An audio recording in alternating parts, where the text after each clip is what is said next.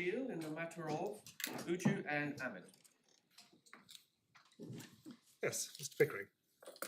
My Lords, I appear on behalf of the defendant appellants, that's Karim Ouajjou and his wife Yasmin Perez. My learned friend Mr. Cogley, King's Counsel, appears on behalf of the claimant defendant, Mr. Shakrad Ahmad.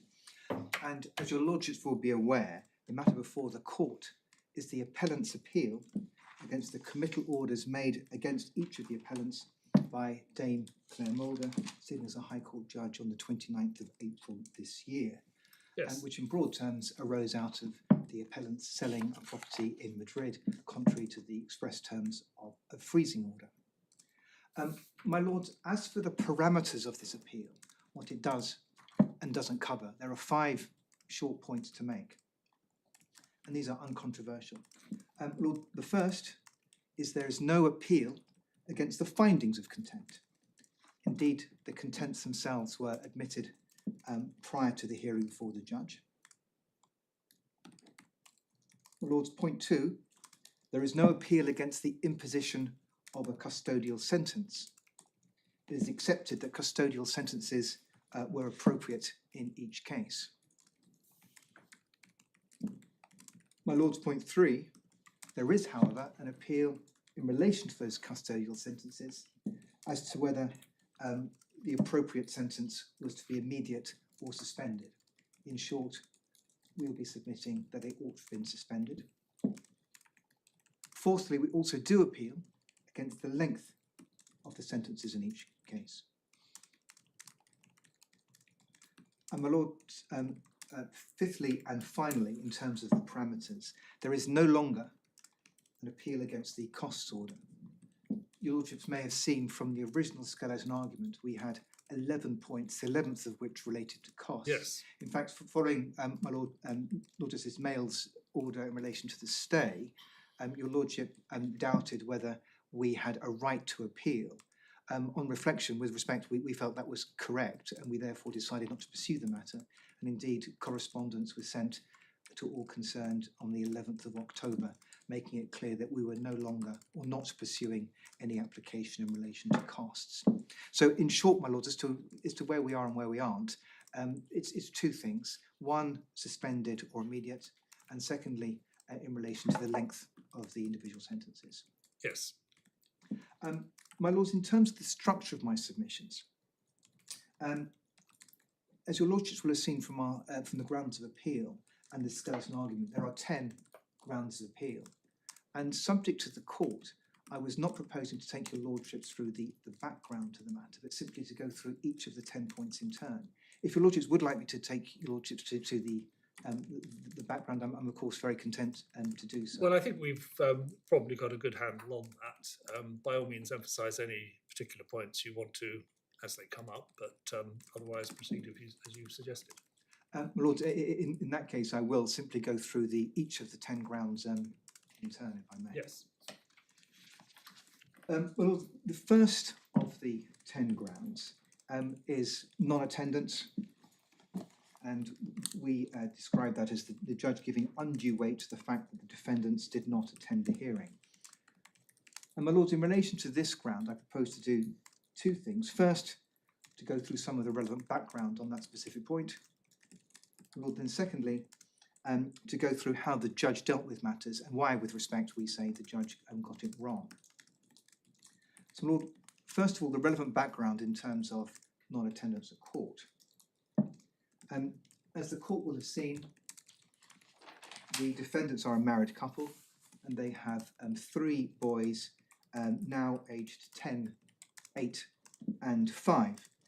So 2 of them had birthdays since the filing of the skeleton. And they live in Portugal together as a family.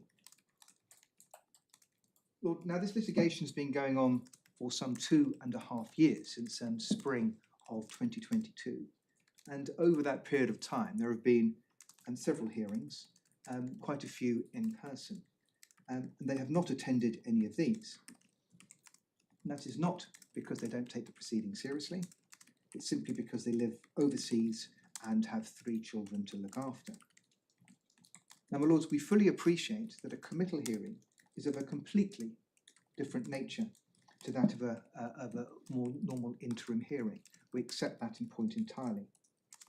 But it's with that in mind that I'd invite the court to look at some of the correspondence which passed between the parties' respective solicitors at the time. So in other words, the claimant's solicitors and the defendant's former solicitors who are no longer on the record.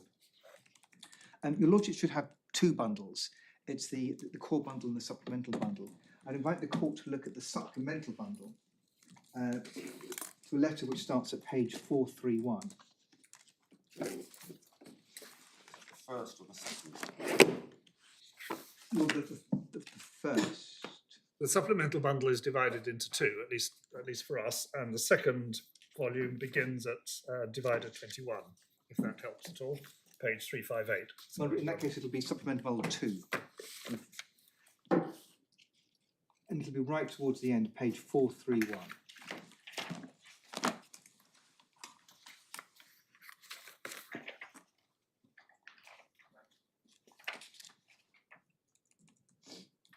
Lords, I'm starting with a letter. This is on the 25th of March, so roughly a month before the committal hearing. It's from the claimant's solicitors, and at page 433, what was said under the subheading "Attendance at the Contempt Hearing." Given your client's admissions of the breaches of the worldwide freezing orders, we expect that any evidence that your clients now serve would solely be in relation to mitigation, in respect to mitigation of sentence. We believe that the court be assisted by your clients being cross-examined on these points. Obviously, that cross-examination should be done in person. Please therefore confirm that both will be attending the hearing on the 25th of April in person. If either of your clients is not willing to attend the hearing, we will make a suitable request to the court that they be ordered to attend in person. Regardless of their attendance and without prejudice to any other sanction and or sentence that the court may impose, we'll also submit that they be disbarred from pursuing the counterclaim. We'll also be suggesting to the court that the hearing should be used to cross-examine your clients as to their assets. Now, Lord, there are a number of other letters in between, but for the present purposes, I invite the court to go straight to page 442 in the same bundle. And this is from the defendant's former instructing solicitors. And my lords, at 442, your lordship will see what's said in response to the attendance point. Second paragraph, we have not responded previously because, as we explained, we do not consider it helpful to enter into argumentative correspondence. And then the third paragraph, to avoid further correspondence on this, we write to confirm that our position is that there is no order or direction requiring the defendants to attend in person at the hearing, and particularly given that they are both resident abroad, they do not intend to be there. We note that you suggested that the reason why your client wishes them to be present is that they could be cross-examined as their assets in respect of their mitigation. We do not accept to be proper for any such cross-examination to take place. Indeed, this suggestion, along with the speculation contained in the Spencer evidence, raises concerns as to whether or not your client properly understands the limited role in this application, given that the breaches have been admitted. And then there's a reference in relation to the relevant time estimate. So, my lords, the point of this, the position can be summarised in this way. The defendants, because they live overseas and have 3 children, have never attended any hearings. There was no direction for them to attend, requiring them to attend. And despite it being raised in correspondence, no application for the defendants to attend was ever issued. My lord, the reason why I took your lordship to this correspondence, the appellants' solicitors or former solicitors set out their views, whether rightly or wrongly, as to why they thought there was no need for the defendants to attend. My lord, and that's something which you say is relevant. So the defendants' former solicitors took a strong view as to which they expressed in correspondence as to why they felt there was no need for the defendants to attend.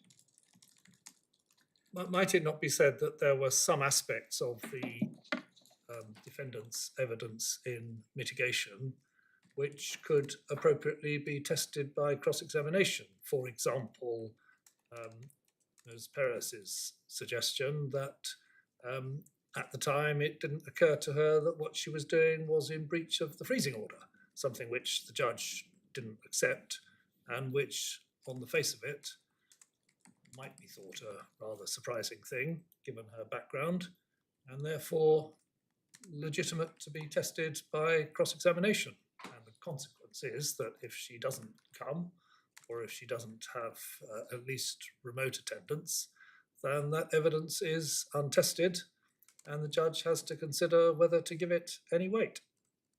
My Lord, yes, we accept entirely. We've seen the questions which Mr. Cogley says that he would have wanted to put in his most recent skeleton argument. That, however, wasn't explored in correspondence beforehand. It was simply correspondence to whether or not the defendants would be attending. But well, do they have to? Do they have to say, these are all the questions we want to ask?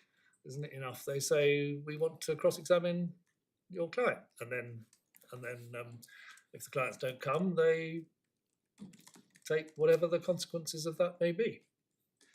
My Lord, I accept that to a certain extent. But my Lord, I'd ask the court to consider what the rules, various proceedings do and don't say. So, for example, if one considers a straightforward trial, not a committal, a straightforward trial, the rules are set out in CPR 32.5 and 32.7, and they make the position perfectly clear that a witness has to be called. Unless they're called, one cannot rely on their evidence. But Lord, there are also other hearings which happen every day of the year where the courts will consider matters on written evidence without the need for cross-examination. My Lords, in relation to CPR 81, there is no equivalent to CPRs 32.5 and 32.7. On the contrary, CPR 81 expressly says that there can be no direction for the parties to attend. So there's no equivalent, which appears in CPR 32, which says if you do not attend, you cannot rely on it. But I appreciate your Lordship's point that one can see that there may have been questions which could have been put in mitigation. But ultimately, the Lordships may well have been involved in committal hearings where there's a directions hearing, first of all, and these sort of matters are explored as to whether there should be attendance or not, and whether there should be cross-examination. There could be no direction for cross-examination, but these matters can be explored. Lord, that didn't happen. This was the first and, in fact, only hearing. So, my Lords, it's certainly, we say, and your Lordships can see the, I won't say the advice given, but certainly the view expressed in inter partes correspondence by the defendant's former solicitors, that there's no need for them to attend. So, my Lord, the short point I make is that the judge's characterisation, and perhaps I can take your Lordship to what the judge said, that there was a deliberate absenting of themselves. We say, with respect, was a mischaracterisation and an unfair mischaracterisation. And perhaps, my Lords, can I take your Lordships to the passages in the judgment where the judge dealt with that? Yes. It permeates throughout the judgment, but there are a number of key passages. Lord, in the core bundle, start at page 123.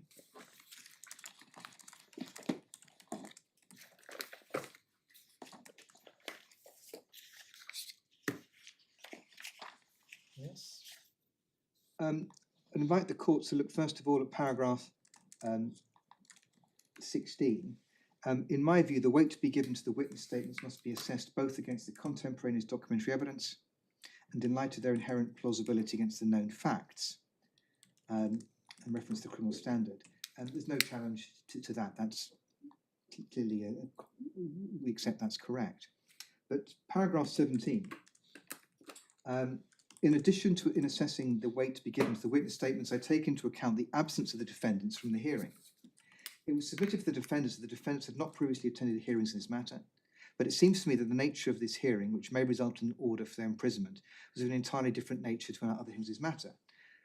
We accept that, and no reason has been advanced why the defendants could not have travelled from Portugal and attended the hearings, at very least sought to attend via video link. Lord, we say this is key. Accordingly, the inference that I draw from their absence is that they've deliberately absented themselves in circumstances where their own counsel acknowledged that the court may well consider a custodial sentence appropriate. In my view, therefore, in circumstances when the defendants are not willing to come to court and face the consequences of their admitted breaches of the WFOs, the court cannot be satisfied that the witness statements tendered reflect the true position and approaches them with considerable caution. Now, Lords, with all due respect to the judge's judgment, we suggest, or we submit, that there are two non sequiturs in paragraph 17. We say with respect that there are two jumps in the judge's reasoning which do not follow. Lord, the first is about 10 lines down, which starts the left-hand side accordingly. So accordingly, the inference I draw from their absence is that they have deliberately absented themselves. Now, my lords, we say that's a harsh and unfair inference to draw, which the judge should not have done. In light of their family background, living overseas with 3 children under 10, in light of the history, no previous attendance, and in light of the stance being advanced in the parties' correspondence by their solicitors, we submit that was not an inference which the court could properly draw. Well, it must be right that it was deliberate that they didn't come. You're really submitting that it was reasonable that they didn't come, aren't you? Because, I mean, you're not suggesting that they couldn't have got some childcare for a few days or whatever, well, probably less than a few days, to come and attend the hearing if they had wanted to. Well, anyway, there's no evidence about that. But you're saying, well, it was fair enough that that was the deliberate decision they made. Well, look, we accept entirely it was deliberate and conscious, but the way the judge phrases it, they deliberately absented themselves. Well, the way that we read that, and indeed comes from other passages, is that there was something tactical. We accept it was deliberate. They constantly did not turn up because of their family position, because of their living overseas, because of the stance openly taken by their solicitors. But the judge, we say, appears to draw on the inference that this was somehow a tactical decision because this was a committal application and to avoid imprisonment. And we say, with respect, that was an inference which the judge was not entitled to draw. There was no basis for doing so. Right. And Lord, we say that was an impermissible leap. In short, there was simply no evidence. And it cannot follow that in every case where someone does not attend a committal hearing, an inference should be drawn that non-attendance is deliberate and tactical. There has to be something more for that inference to be drawn. And there was nothing more in this case. And in fact, the history suggests it was part of their normal way. I understand. Was there a directions order? Well, Lord, no. Lord, that's one of the points which we made below, and we make now. I've certainly been involved. I'm sure the court's been involved in various committal hearings. There's a first hearing, and directions are given in various ways. This was the first and only hearing. So there was no bench warrant issued?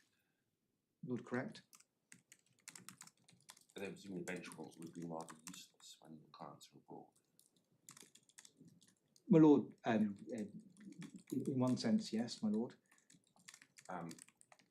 And the way it works is that the defendants to a committal application cannot be required to give evidence either in writing or orally. My Lord, correct. They can be required to attend, but they can't be required to give evidence whether in orally or in writing. But if they seek to put in written evidence, they can be cross-examined by it. And if they attend, my Lord, yes. Can they put in written evidence? Can they insist on putting in written evidence without attending? My Lord, in relation to that, the position is slightly unclear. Certainly, by contrast to a trial in CPR 32, it's absolutely clear that if you put in written evidence but do not attend, You cannot rely on it. Yes, I'm talking about committal application now, because you have this specific provision which reflects the privilege against self-incrimination, that they need not give evidence at all. Is it right that if they wish to put in evidence and choose to do so, they can be cross-examined on it? They can be cross-examined. It's a question whether they wish to do so. Now, my lord, there's some authority in relation to this. It's Overton. Perhaps I'm happy to take your lordship to it.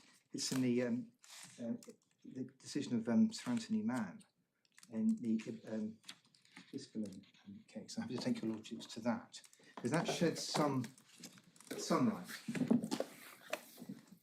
It's within it's the final authorities in tab 9 of the authorities.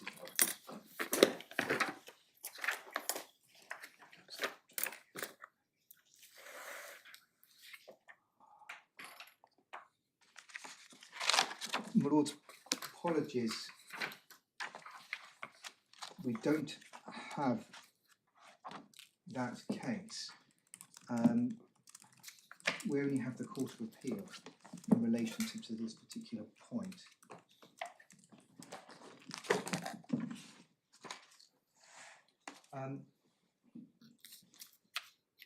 Well, I don't think the Court of Appeal touches on this particular point.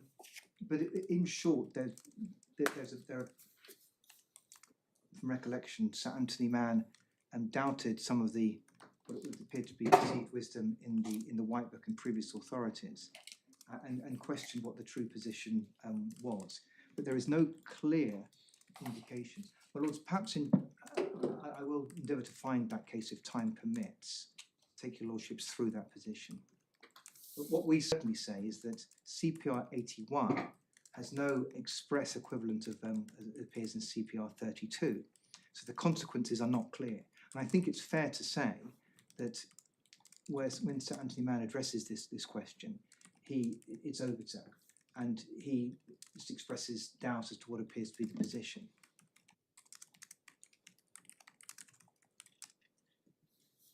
So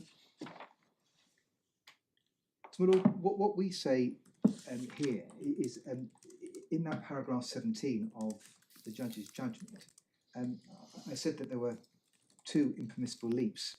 And the first was to draw an adverse inference that there was something tactical about the non-attendance. And the law back to paragraph 17, a few lines down, the judge said, in my view, therefore, in circumstances when the defendants are not willing to come to court and face the consequence of admitted breaches of the WFOs, the court cannot be satisfied that the witness statements tendered reflect the true position and approaches them with considerable caution.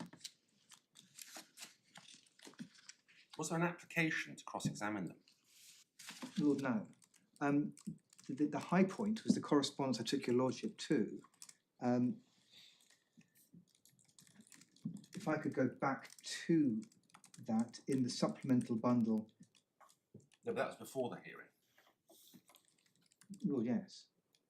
So at the hearing, no one stood up and said to the judge, we'd like to cross-examine the defendants on these witness statements. Lord, correct. The defendants weren't there, and no application was made. No application. I'm obviously really loath to interrupt. No application was made to cross-examine by me at all, and there's quite a concise set of submissions that I made to the judge orally, which are in the transcript that your lordships had. And my basic position was this: Ispelen and Turk, which had just been decided, first instance in front of Mr. Justice Mann, that is the case where he would have held, had Mr. Mr. Turk chosen not to go into the witness box, he would have held that his evidence was inadmissible. And he considered a couple of passages in the White Book that he disagreed with. So in front of the judge, I reserved my position in relation to arguing that point should the matter go further. And then, of course, the issue arose that, well, what are we to do with the evidence that has been put in, the witness statements that have been put in? And I said, because I wasn't going to press the obiter of Mr. Justice Mann at the hearing, I was reserving my position over in relation to it should the matter go further. At the very lowest, I said no weight should be attached to the evidence unless we admitted it or it was clearly not controversial in the absence of them attending to give cross-examination. The issue then arose, well, no application had been made under CPR 81.72, to which my response was, well, what would have happened is before the court would make an order to secure the attendance of the defendants at the hearing, they would undoubtedly ask me or whoever was making that application for what purpose. And the purpose would be to cross-examine them. And then we'd be met with the objection under 81.73, the court may not give any direction compelling the defendant to give evidence either orally or in writing. So I said, for those purposes, if that is the reason why I wish them to attend, then reserving over my position in relation to admissibility generally, the court would be unlikely to make that order. So that's how matters were left. And what happened, as we see in the judgment, is the judge then proceeded on what we call the weight to be given to the evidence avenue. And it was not disputed that whether or not they attended was a matter that could go towards the weight of the evidence. And that's what happened. As far as that hearing was concerned, Yes. not quite sure what it means that you reserved your position on the admissibility. No. As far as that hearing was concerned, Yes, it was either admitted or it wasn't. that's right. And it was admitted. Yes, the evidence was admitted. Yes, it was admitted. So where were you reserving it to? Well, what I wish to do, well, my position was this, that whether, I'm not proceeding with this position now because we'd have served a respondent's notice, but just to explain and No, answer. you reserved it for a potential appeal. Yes, that's what I was seeking to do. But in the event, we have not served a respondent's Super. notice. So for a whole variety of largely pragmatic reasons, but to explain what happened, that explains what happened at the proceedings. So to summarise, the defendants were not required to be there, Yes. but their evidence was admitted in evidence, Yes. and there was no condition imposed that they be cross-examined on it. No, but my position was if they don't attend to be cross-examined and they are not cross-examined, you should attach little or no weight to their evidence, unless of course we agreed it. And in material aspects, it was not agreed. And so therefore the question arose as to, well, what weight does the judge attach to that evidence? When there was no suggestion that the witnesses could not have attended, they just hadn't attended and they hadn't been cross-examined. But the court couldn't have, in my submission, have compelled them to go into the witness box even if they had attended. Right, thank you. Carry on, Mr. Pickering. Well, I'm grateful for that. But in short, what we say in relation to paragraph 17 is that the judge made two impermissible leaps of reasoning. The first was that she wrongly concluded that there was something tactical. And we take that from the use of her words, deliberately absented themselves. Yes, we accept it was a conscious, deliberate decision, but there was nothing tactical about it. And secondly, from the second part of paragraph 17, she wrongly went on to disregard or give little or no weight to the written evidence which had been put forward. So, Lord, with respect, we say that's the first area where the judge got it wrong in principle by making this impermissible finding, or we say leap in terms of tactical absenting themselves, and secondly then going on to give little or no weight. And Lord, that point will come, then feeds into various other submissions in relation to findings. Well, that's ground one. My Lords, ground two, the subheading is admissions, cooperation and apologies. And in short, we say the judge gave insufficient weight to four things, which in broad terms go to contrition. I'm putting them in slightly different order than in my skeleton, because I'm putting them in what I think is a more sensible time order on reflection. These four things to which the judge gave insufficient weight are as follows. First of all, I'm supposed to go through each in turn. First of all, it was the defendants themselves that brought the contempt to the attention of the court and to the claimant. Secondly, they fully cooperated with the contempt process. Thirdly, the fact that they admitted the contempts. And fourthly, their sincere and unreserved apologies for the contempts. Now, my lords, perhaps I can go through each of those in turn. And in each case, perhaps I can give a bit of relevant background and then make my submissions. My lord, as an overview, in terms of the chronology, perhaps I can invite the court to look at my skeleton argument. It's at page 28 of the core bundle.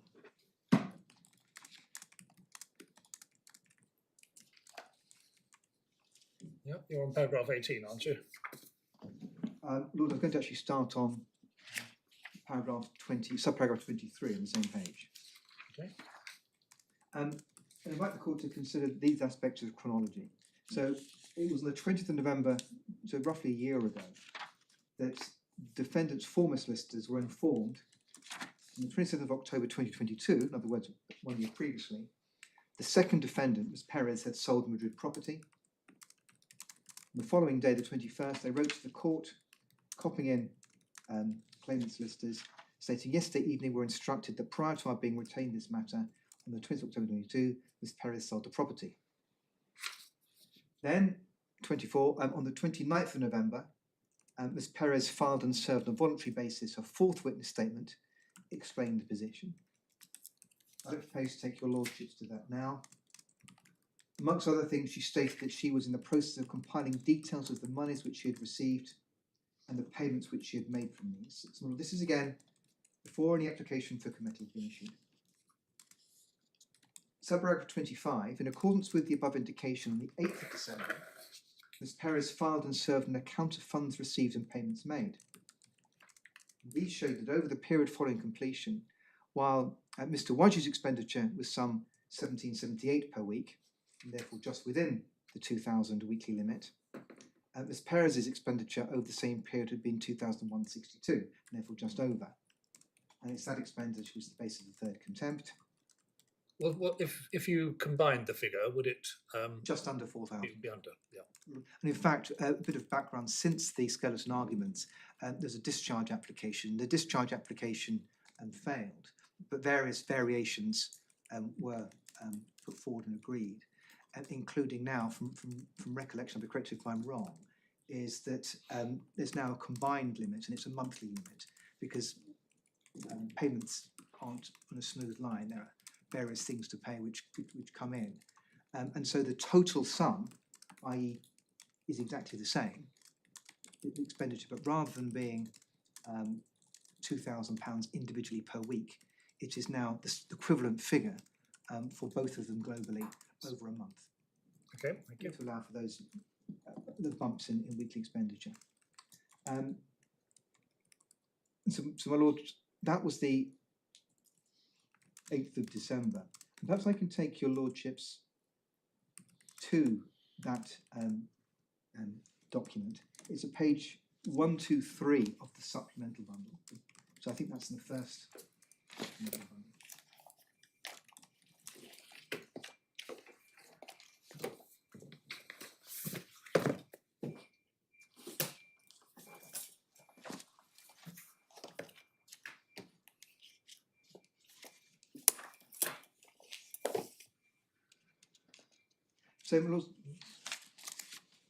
So the defendant's former solicitors sent the letter notifying the court and the other parties a couple of weeks earlier. Ms. Perez has served a voluntary witness statement. There's no application for committal yet. She says she will send an account. On the 8th of December, she sends this document, which sets out what had happened. So the total sale price was €3.9 million. As deferred payment as part of the contract. So what was actually received was €2.8 million. There was a deduction for the institutional mortgage, sale and legal costs, taxes. Your lordships may have seen a reference to Mr. Senor Cotona, who's a creditor who had some form of charge. And one can see the net sum on completion was €1.6 million. Then there was an extra sum payable to Mr. Cotona. And then payments made, and one can see then that left a sum of £348,000 and less living expenses. and the figure of just over and just under €2,000 per week comes from this document, and KA should be KO, I think, that's Mr. Ouajjou, and YP is Yasmin Perez. So one can see a full and frank account been given within a short period of time after the original letter informing the court, and this is still prior to any application for committal. My lords, returning to the skeleton argument, we were at paragraph 24 and 25. At 26, on the 15th of December, so about a week after that account, the claimant then issued the present contempt application. I don't need to take your lordships to, well, 27 was the discharge, 28, it was on the 22nd of March, the defendant's listers wrote to the claimant's listers confirming that the defendants admitted the breaches, they admitted the contempts. Am I looking at the wrong skeleton? And I'm looking at or skeleton in beginning at page 21 of the bundle, but 26 and 28 don't say the things you're saying. My lord, I'm looking at sub-paragraphs. I was reading from on page 28 of the bundle. I was starting at sub-paragraph 23 towards the foot of page 20. Hold on, 28 of the bundle. Oh, sorry, I was looking at paragraphs rather than sub-paragraphs. My mistake. My lord. Sorry, what you said sounded familiar, but I just couldn't find it. Okay. So paragraph, page 28, sub-paragraph 23 deals with the defendant's former solicitors informing the court. Yep, no, I'm with you now. And sub-paragraph 24 was the voluntary witness statement saying that an account would follow. Sub-paragraph 25 is the account to which I've just referred your lordships. And again, this is all prior to any committal application. Sub-paragraph 26, so a week later, 15th of December, the contempt application is actually issued.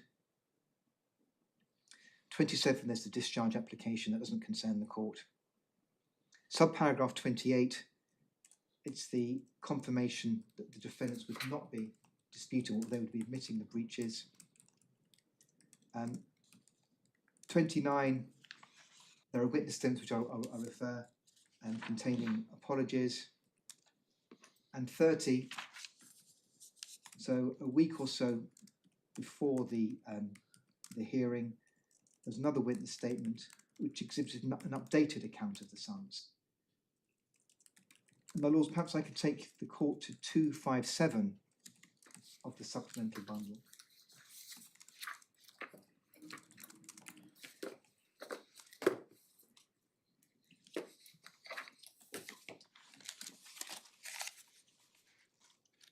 And a two-page document is sent. The first is in broadly similar terms to the first document which your lordships have seen.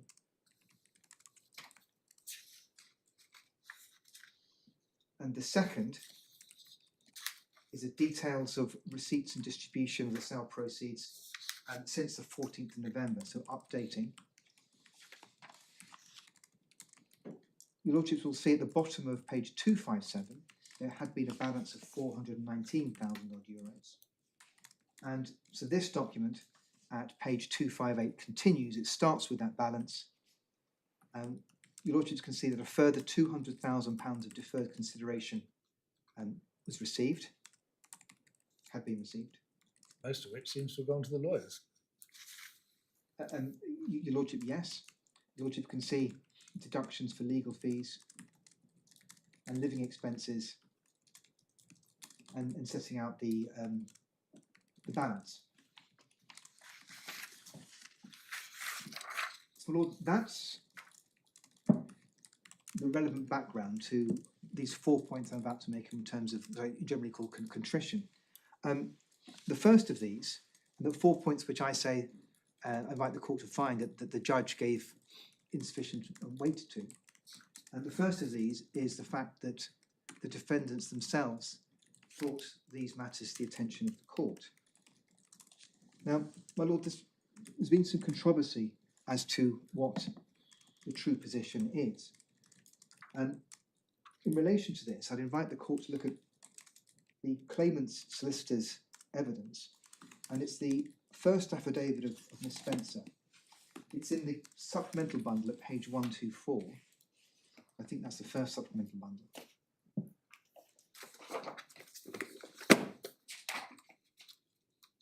And so this is the affidavit in support of the committal application and served with that application.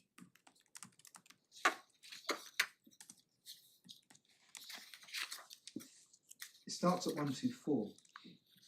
The relevant passage for present purposes starts at paragraph 10, so it's page 127. And your lordships may see the subheading breach of the worldwide freezing orders. In paragraph 10, on the 13th of November 2023, and your lordships, just to give some context, the letter from the defendant's former solicitors was the 20th, also the 21st of November. So this is about a week or so before the defendant's former solicitors wrote to the court. I mean, it comes to this, doesn't it? That your side brought it to the attention of the court before the claimants had raised it, although in fact the claimants had discovered it very shortly before your solicitors were told about it. Lord, yes. And it was information which was available from public documents. Lord, yes. That's what it comes to.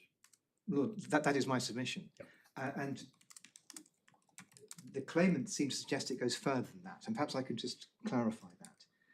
Your lordship has that, and what's said in paragraph 10 is that they have the documents. And if I could just take your lordship to paragraph 15, it's page 129. And what Miss Spencer says very fairly, she says, I assume that the defendants were somehow alerted to the fact that Mr. Cuevas had obtained a copy of the Madrid property register and or that he knew about the sale, because within 8 days of Mr. Cuevas' investigations, the defendant's solicitors wrote to the court on 21st of November. So there's no evidence as such, it's just an assumption. Nothing further is said in relation to that. My learned friend Skeleton goes further than that, and with respect, he strays into evidence and speculation. And I think it's just appropriate to identify what is evidence and what is something there's no evidence. If your lordships have my learned friend's Skeleton in the core bundle, it's at page 52.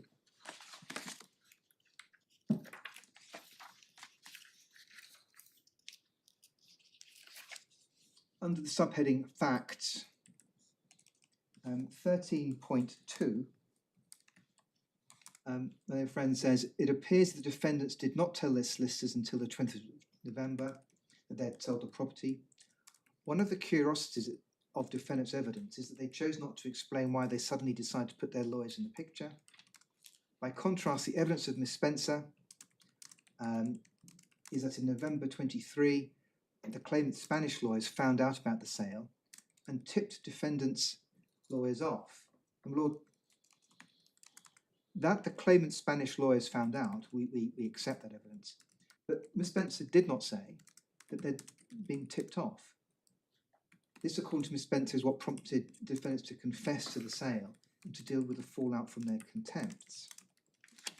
And my lord, it continues at paragraph 26 of the skeleton, so that's page 56. Finally, defendants submit that the court should not have accepted Miss Spencer's evidence that defendants were tipped off. Lord, that's not with respect what Miss Spencer says. She simply points out, no doubt correctly, that their legal team had this information. And she makes an assumption, nothing more than that. At 29.1, everything goes further. As to B, bringing the contempt section of the court, it is correct the defendants managed to write to the court before the claimant had finalised his committal application. And Lord, that suggests, word finalised, that the claimant had already started work or made a decision to bring committal proceedings. There's no evidence of that. In 29.2, Is it accurate though that the position is that the defendants said nothing for a year, and as a matter of fact have not explained why they chose to raise it at the time that they did? my lord, yes and yes. So that's that. But you say that's those are the facts. Anything beyond that is speculation. Yes, and the suggestion in a few places, 29.2, 29.3, and 31.3 as well, finally. That would have been a legitimate question to ask in cross-examination, wouldn't it? Well, it would. We accept that. Yeah. We accept that. Okay. But in terms of the facts, it just makes a point of clarity. There's no evidence that there's any tipping off. We accept that the claimant's legal team was aware of this at the same time. In fact, it seems before certainly was aware. But it goes no further than that. That's merely just by way of background.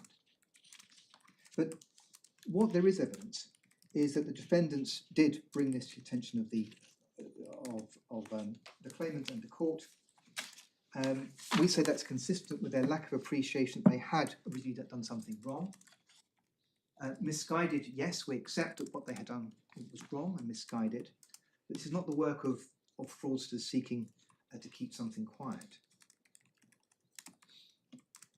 Now, my lord, in relation to this, I'm taking your lordship to some passages in a moment. We say the judge, with respect, appears to have assumed that there was something more sinister involved and gave zero credit. I'll be making my global submissions in a moment. But point one is in relation to the fact, which we say ought to have been taken into account, that it was the defendants who brought the matter to the attention of the court. The second point is cooperation with the contempt process. As your lordships have seen, witness statements were filed shortly afterwards and before the committal application had been brought. An account, initial account of funds, quite a comprehensive document, was sent about a week later, and again before the committal application was brought. And your lordship again has seen, the lordships have seen that about a week before the hearing, there's an updating account. Your lordships may be familiar with a number of alleged contemnors who are screaming and fighting and resist along the way. This is not in that category at all. What they had done was wrong. They admitted, I'll come on to that in a moment. But they, once this has been pointed out, from the late November of last year, they played along, they cooperated. They produced witness statements in advance voluntarily, they produced an account. Forgive me, the real cooperation for a committal application would be to attend and accept the punishment. Your clients didn't attend, and there's no suggestion that if they lose this appeal, they will come and surrender. That would be cooperation. My lord, I accept that's another form of cooperation as well. Well, any other cooperation is pretty pointless because they can fight the application. If at the end of the day they lose and have a custodial sentence and but stay safely in overseas, then they haven't cooperated at all.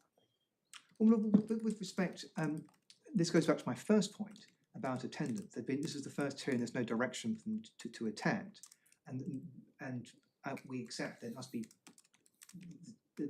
some consequences. You're saying they voluntarily cooperated. That's the point you're making. My lord, yes. We're not talking here about whether they should be dragged here to face the music. We're talking about whether they've cooperated.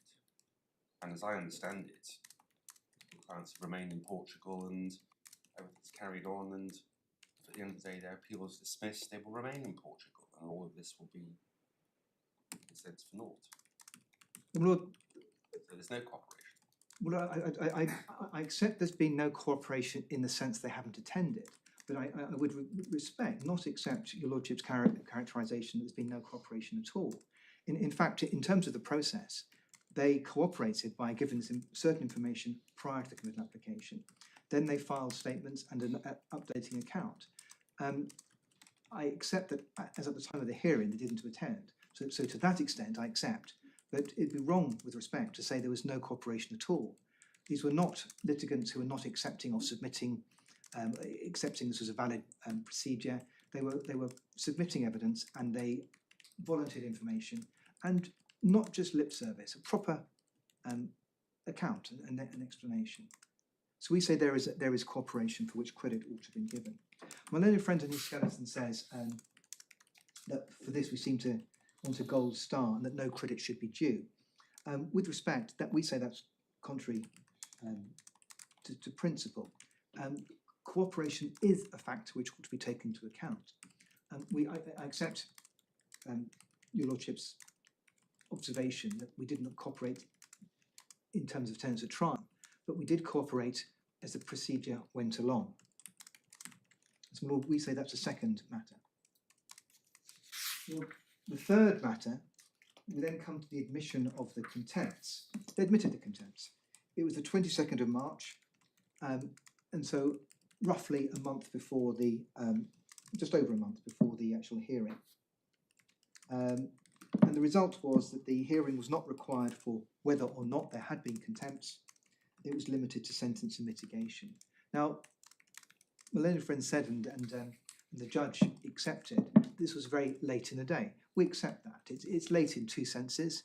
It's late that the original letter to the court was roughly a year after the sale, and the admissions of the contempt came after the application had been issued in a month. But nevertheless, they did admit matters, and in accordance with well-established principles, some credit ought to have been given for the fact that rather than having a hearing dealing with whether or not there should be contempts, which would have been a much longer hearing, instead it was limited to the question of sentence and mitigation.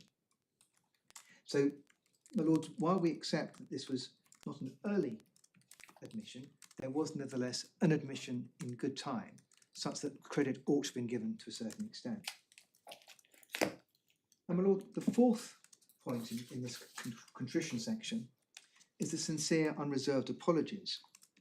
My lords, criticism was made by a learned friend of what he described as the mealy-mouthed and equivocal apologies. That comes from the witness statement which Ms. Perez served prior to the issue of the application, committal application, in which he said, if I have acted in breach, we apologise.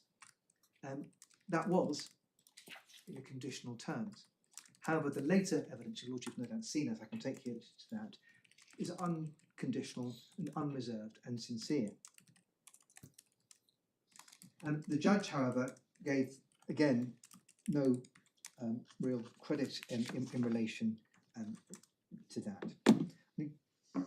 Could I invite the court, please, to look at two passages from Her Ladyship's judgment. The first appears in the core bundle, page 129.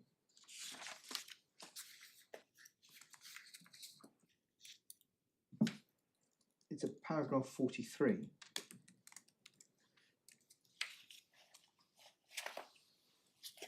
In paragraph 43, the judge said, dealing with the factors advanced in mitigation, I accept that the second defendant has admitted the breaches, but I think little mitigation can be derived from this.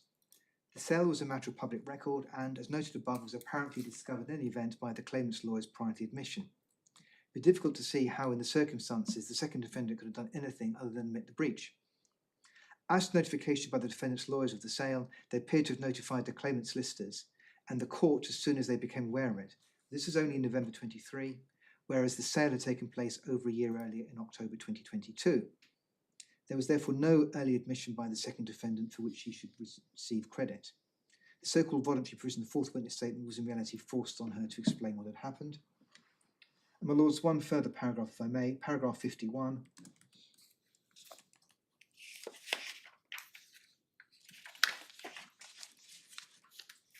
In my view, having regard to the authorities, the breach of the worldwide freezing orders by the second defendant and deliberately breaching the WFO and disposing of property is a serious, contumacious flouting of the order of the court. It was a substantial asset and expressly identified in the WFO. It therefore requires, in my view, a custodial sentence. I bear in mind that the sentence must be the lowest which is commensurate with the offence. It's this passage. In mitigation, I note the apology, but give that little credence, given its terms, and the second defendant has chosen not to attend the hearings. I do take into account in her favour her recent cooperation and the impact of a custodial sentence on the young children. Whilst children are not a bar to imposing an immediate custodial sentence, to limit the impact on them, I propose to reduce the sentence which I would otherwise have imposed. And your lordships will see that it goes on to give an immediate sentence of 9 months. But Lord, in terms of this particular submission, we say the judge gave no or minimal credit in relation to the apologies and all these various matters. So, my lord, those 4 points, the bringing to the attention of the court, the cooperation to a certain extent in the lead up to the hearing, the admission as a result of a shorter hearing a month beforehand, and the sincere and unreserved apologies which came in the subsequent witness statements. And your lordship will see that the judge gave little or no credence to that, partly or expressly, she says, because the second defendant has chosen not to attend the hearing. This goes back to my original point.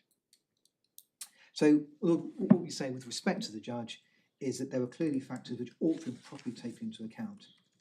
It says that she reduced the sentence. Well, in relation to one point, she says, I do take into account in her favour her recent cooperation and the impact of children. It's slightly unfortunate. The judge doesn't, and she expressly says it'll be a shorter sentence than she otherwise would have imposed. She doesn't say what it would have been and the extent of that. But Lord, that's limited to the children, the factor which I'll come on to in a moment, and the recent cooperation. So look, it appears that no credit's been given for the apology. In fact, she expressly says that in the line above. She gives it full credence because they've chosen not to attend. What has happened to the, is it €329,000 plus any further deferred payments which have been made since that account was provided? My lord, I think that's it's still frozen in the court, subject to the payments which the defendants are entitled to make under the. Well, it's not frozen in court, is it? So it's frozen in whatever bank account it was in the same account. I think the judge says somewhere, I think, or at least I think I've read it somewhere, that the money was paid into a bank account to which notice of the order had not been given, so it wasn't frozen initially. I don't know whether notice has now been given to that bank since, or what has happened to the money, or whether the claimants, the defendants, have continued to draw on it. Look, my understanding is that it's in an account which has been notified to the claimants, and that the only deductions which have been made are under the 2 categories permitted, i.e. legal expenses and living expenses. I'll be corrected if I'm wrong, but I'm pretty confident that is the position. Right. Now, how are we doing? Because we've taken an hour to do 2 grounds. We've still got 8 to go, and the case is listed for half a day. And it may be that Mr. Cogley will need some of that time. I don't know. My lord, yes. I'm going to speed up. My next point is a medium-sized point. After that, the points are relatively short. Good. My next point, my lord, my lords, is number 3. It's the lack of material prejudice and inability to purge. We say these are 2 sides of the same coin. So on the one hand, the lack of prejudice to the claimant, on the other hand, the inability on the part of the appellant to purge that breach.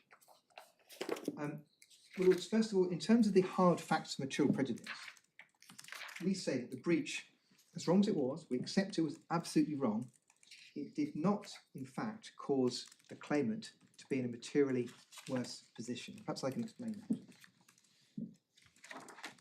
As is accepted, the actual factual position is that the defendants sold the Madrid property contrary to the worldwide freezing orders. We accept that, and we accept that's wrong. In terms of the counterfactuals, we say realistically that there are 3 of them. And the first is the defendants did nothing, they didn't sell the Madrid property. The second is that they would have applied for variation to enable them to sell, and that was refused. And the third is that they applied for variation which would have been granted. Now, my lord, in terms of the first and the second, if the defendant had done nothing, not sold the property, or they'd applied for a variation to sell and that had been refused, then the clear evidence is that the property would have been sold anyway by the creditor, Signor Cortona. The Lordship will have seen that evidence and indeed the supporting documents in the bundle. And my lord, the further evidence and indeed common sense is that if such a forced sale had taken place, it would not have been at a better price. Very likely it would have been at a worse price. And my lords, there is no suggestion from that the creditor is anything other than a genuine arm's length creditor who had valid security. There's been no evidence to the contrary. So, my lord, on any basis, the creditor, Signor Cortona, would have been entitled to take his entitlement first. So, Lord, in this hypothetical scenario of the defendant not having sold, not having breached, there would have been a forced sale. The evidence suggests there would have been a forced sale. There would have been proceeds of sale, the first tranche of which would have gone to Signor Cortona, and there would then have been a balance, and that balance would have been no greater than the sum in fact realised. In fact, the evidence suggests it would have been a lesser sum, and it was a forced sale. And from that balance, the defendants would have been entitled to A, spend money on legal expenses, and B, money on living expenses. Now, it does not for a second excuse what happened. We don't suggest it did. It was wrong. But the reality is that if the defendants had not breached the order, the property would have been sold probably at a lower price, certainly not at a better price. And there'd have been a pot of money left over, which would have been no greater, probably lower, from which legal expenses and living expenses would have been incurred. So the first point is, while it was totally wrong, and I repeat that because it's important, if they'd not so acted, the claimant would have been in the same position, probably worse off. So in terms of pounds and pence, one could look at it in terms of equity.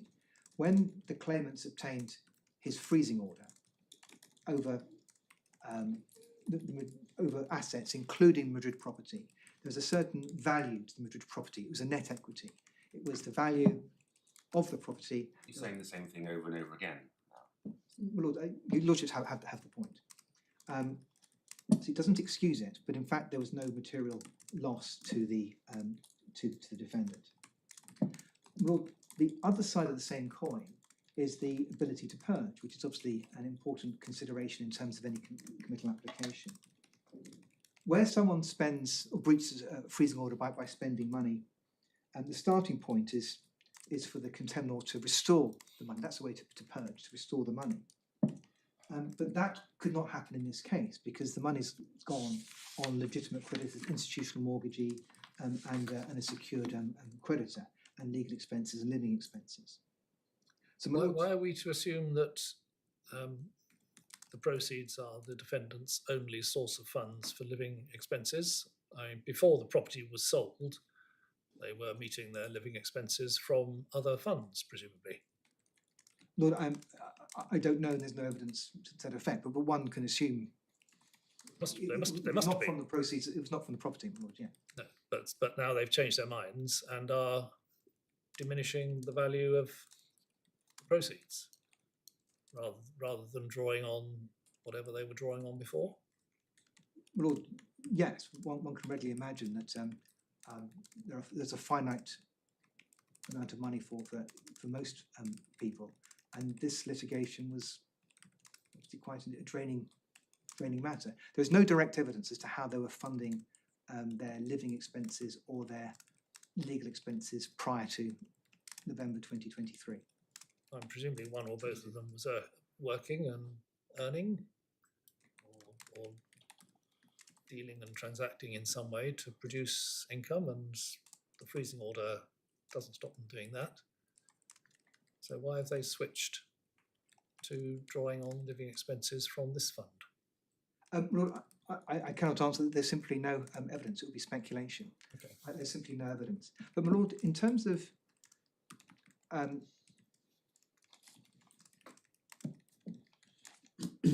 debt proceeds of sale, I will be repeating myself, but there's no suggestion that the sale to Signor Cantona was anything other than to an independent third-party creditor. Well, you have made that point. My Lord, yes. And so, as I say, in terms of the two sides of the same coin, it's a factor. We accept there's a wrong, but to the extent that the claimant has been damaged or suffered a loss or a prejudice, must be a relevant factor. And if in fact, how wrong it was, it made no difference, that's a factor. And in terms of purging the contempt, one of the policies behind any committal application is to encourage the purge of the contempt. But there's a difference, we say, between a contempt which is incapable of remedy, because, for example, if someone misappropriates money and spends it in the casino, it's incapable of remedy. And a contempt which cannot be remedied because there's no loss in the first place. There's a conceptual, it's a subtle but important difference. And we say this falls into the latter category. It doesn't excuse it, it's right or wrong. But this is not a case of something which is not remediable because the money's disappeared to, for example, a casino. There's simply no loss in the first place. Lord, and we say that the judge, again, with respect, missed the point. And perhaps I can take your lordships briefly to some passages. And within the judgments at page 126,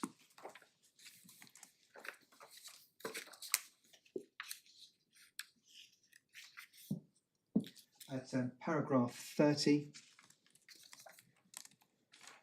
I turn then to consider whether the sentence should be suspended. The breach cannot be remedied. So there's no question of suspension being used to encourage compliance. And 34, my lords, in my view, the suspension is not appropriate in this case given the serious nature of the breach.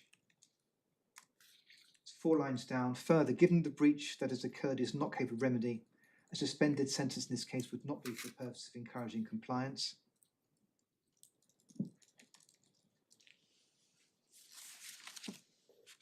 My lords, at 48,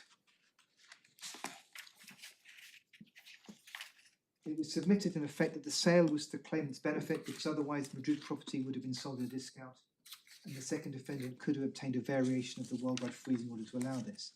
However, I cannot see any mitigation in the fact that she could have sought to regulise the sale in circumstances where she did not do so. Now, my lord, that's no doubt my mistake, but that misses the point. We don't suggest that simply because it may have been possible to apply for a variation because of the threatened sale by the forced creditor, that is a point of mitigation. What we do say, however, is that the fact that it's a sort of situation where one can readily see someone applying to vary, it merely demonstrates again the fact that there was no actual loss to the creditor. But the judge appears to have, with respect, missed the point. And the final passage is 52.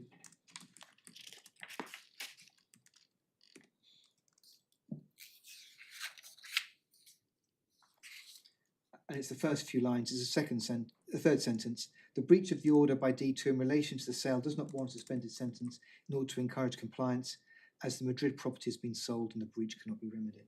So, my lord, it's this point, the subtle difference between a breach which cannot be remedied because loss has been suffered, but something has happened which makes it irremediable.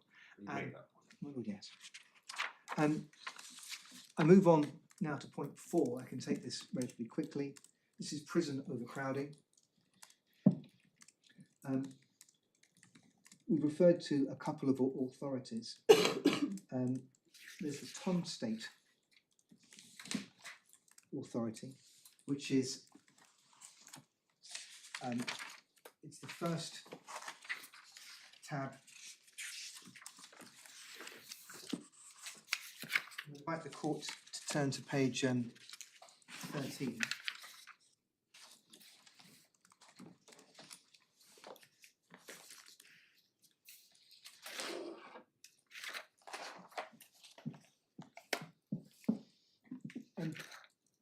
Lords, paragraph 14, the Defendants Council have also drawn my attention to the guidelines issued by the Sentencing Council on the imposition of community and custodial sentences. The version of the guideline which I've been shown is expressed to be effective from the 1st of February 2017. Although not directly applicable in a contempt application, Ms Overman submits and I accept that I can and should have regard to the guideline in making my own decision on sanction. I also take into account a statement from the Chairman of the Sentencing Council to which my attention has been drawn. First, the population being high. There's also something else to which the court did not have regard. And 16, I also take into account the decision of the Court of Appeal in the case of Ali. Ms Overman drew this case to my attention. Reference is made to paragraph 22 of antecedent is judgment. And in paragraph 17, there's a citation of paragraph 22. I invite the court to consider that. And 18, I of course accept the submission of Mr Fulton that it cannot be right that this circumstance simply allows somebody who otherwise deserves a prison sentence to avoid a prison sentence. But I do accept this is a factor which sentencing courts, including this court in this instance, should take into account in making the decision on sanction. There's a certain unreality about all this, though, isn't there, when your client's showing no inclination to come and submit to the sentence anyway? So there's no question of overcrowding, is there?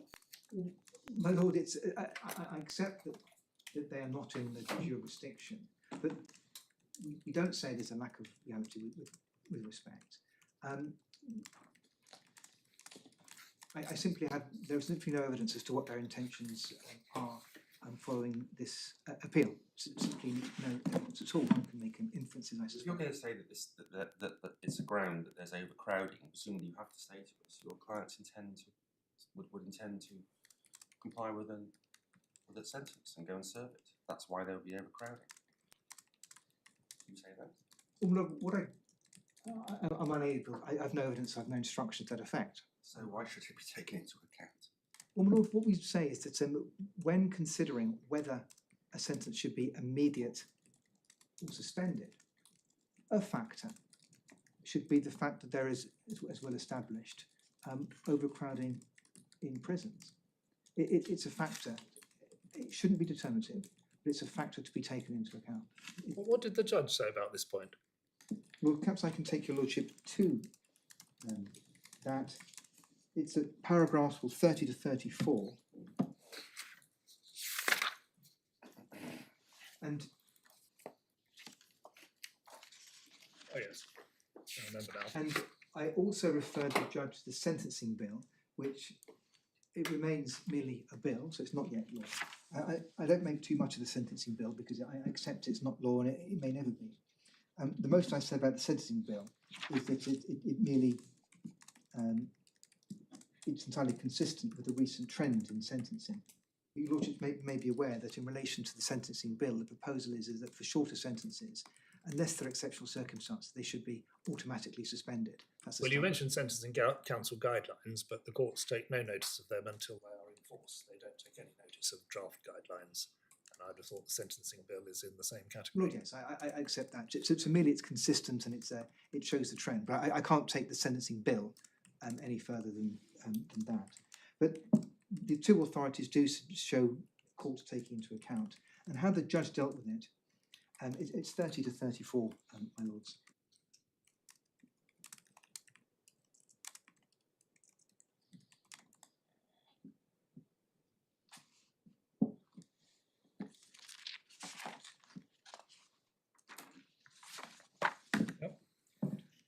But also, so I say that's another factor, and your lordships will see my point 10 in the end is that it's a cumulative thing, and one should consider all of these things. Some of these points we say are independent points, but it's a thing as a whole. And I certainly do not suggest that the sentencing guideline or the approach taken in the Tonstate case is by itself determinative.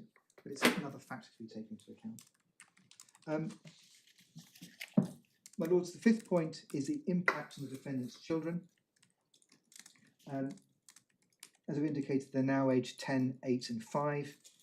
The judge dealt with this in paragraphs 51 and 52. And the judge indicated there was no evidence to suggest any particular difficulties. My little friend says... And that's right as a matter of fact, isn't it? Lord, yes. Yeah. There was no evidence of any particular difficulties. Yeah. Lord, yes. But with respect, that misses the point. And whether or not evidence has been adduced to say that a family member could or could not look after them, we say with respect is beside the point. What we say is that without the need of evidence, where one is sentencing both parents, the incarceration of both parents in an overseas jurisdiction, we say it's obvious without the need for evidence it's going to have a significant impact on 3 children. They're not teenage children, they're 10, 8 and 5. So even if there was evidence saying, in fact, we have family who can look after them, that wouldn't really deal with the fundamental point of the disruption and psychological harm that would have on 3 young children, both their parents being incarcerated. But Lord, I apologise to the court on this read. I've been recently by my new solicitors given one authority. It's a short passage which Malone hasn't seen. Perhaps I can hand up. It's on the point of children. Yes, very well.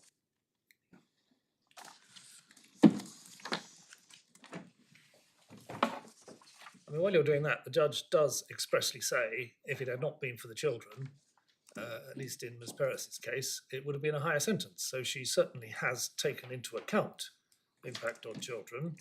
But you say, what, that as a matter of law, she is required to go further and suspend the sentence? My Lord, we say that given that she was dealing with both parents, and it's unfortunate with respect that the judge didn't actually say by how much she would have she reduced the sentence. This is it's to do with, it's a criminal case. It's arising out of a drink driving case. The relevant passage starts at paragraph 16, and reference is made. In fact, reference starts in 15 to Article 8 rights. This is the ECHR right to family life. In 16, more recently in HH, the Supreme Court has considered the correct approach to the Article 8 position of dependent children, not in sentencing directly, but in cases where the extradition of one or more parents is sought. There are, however, in that case, references by analogy in distinction to domestic sentencing. We think that in the context of a sentencing appeal such as this, it is not necessary to embark on any comprehensive analysis of the speeches of their lordship in HH. Ms. Russell rightly concedes is the case in which, sadly, a substantial sentence of imprisonment was absolutely unavoidable. We do think, however, that we ought to say these brief things by way of general observation. First, the sentencing of a defendant inevitably engages not only her own Article 8 family life, but also that of her family. And that includes, but is not limited to, any dependent child or children. The same will apply in some cases to an adult for whom a male or female dependent is a carer, and whether there is a marital or parental link or not. Almost by definition, imprisonment interferes with, and often severely, the family life not only of the defendant, but of those with whom the defendant normally lives, and often with others as well. Even without the potentially heart-rending effects on children or other dependents, a family is likely to deprive of its breadwinner. The family home not infrequently has to go, schools may have to be changed, lives may be turned upside down by crime. Second, the right approach in all Article 8 cases is to ask these questions. And Lord, there are 3, and it's a third one which is the key. A, is there an interference with family life? B, is it in accordance with law and in pursuit of a legitimate aim within Article 8.2? And C, is the interference proportionate given the balance between the various factors? That is carefully set out by Lady Hale in her speech in HH. Although she was in the minority as the outcome in relation to one of the persons sought for extradition, she gave at paragraph 30 this analysis with which there was general agreement. The approach is as true of sentencing as of any other kind of case in which family life is in question. Of course, in sentencing, the first 2 questions will usually be straightforward. there will always be some interference with family life, and it will be in accordance with law and due to legitimate aims. It is the third question, which may call for careful judgment. That's the balancing act. And finally, paragraph 19, this long before any question of Article 8 of the Human Rights Act was thought of, sentencing practice in England and Wales recognised that where there are dependent children, that's a relevant factor in terms of sentencing. There are various citations in relation to that. Now, my lords, here. Well, this is a very interesting case, but if you read on, it also says at paragraph 21 that the effect on the family life has to be balanced against other factors, including the need, for example, to punish serious crime, needs of society, etc. In paragraph 22, it says that where a case is on the cusp of custody, the point can sometimes, i.e. not always, but sometimes tip the scales in favour of some other sentence. And paragraph 24, that this factor might, again, might but not necessarily, mean you reduce the length of sentence, which is what the judge did. And it ends up by saying that you have to, the factor is infinitely variable in nature and must be trusted to the judgment of experienced judges. Well, isn't that what happened in this case? My lord, my own friend in his skeleton on this point says that this is not having children is not a get out of jail free card. He is right, and we don't suggest it is, but it is a factor which is to be taken into account. And my lord, with respect, what the judge simply said was that she takes into account, but she doesn't say in what way and to what extent. She does. She says it would have been longer. My lord, yes. It doesn't. I agree. She doesn't say how much, but two things. She doesn't say by how much, but she doesn't appear to consider the option of suspension in this context. She doesn't appear to have considered that, given the children, something open to her would have been to suspend.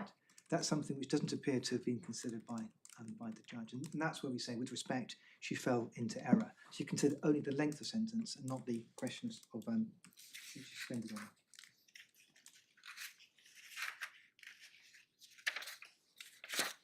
Well, she plainly had in numerous places the question of suspending in mind. Well, yes, I accept that. And indeed, the very sentence in which she, very paragraph in which she refers to reducing the overall sentence starts with the words, "I then have to consider whether I should suspend the sentence." So I don't understand how you can say that she didn't have the possibility of suspension in mind when she took into account the children. Well, look, paragraph 51, your lordship is of course right. Whilst children are barred from opposing an immediate cut of a sentence, to limit the impact, I propose to reduce the sentence which I'd otherwise have imposed. But she doesn't expressly. But paragraph 52, I have carefully considered whether I should suspend the sentence by reason of the children and D2's role as a mother. I mean, she expressly does consider it. And, my lord, and then she goes on to say that she deals with a point about lack of evidence. Yeah, which you accept. Well, I accept, but my lord, we say it is obvious with respect that where you have two parents and they're overseas and they're given the ages of the children. Why? Lots of children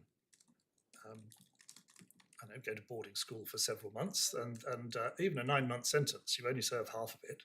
So we're talking about 4.5 months, and people are often released early anyway. It's going to have an impact. It's going to cause distress and disruption, which she acknowledges. But children can be quite resilient, and we know nothing about these particular children.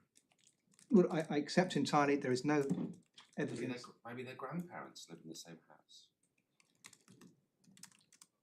Do they even live with the parents?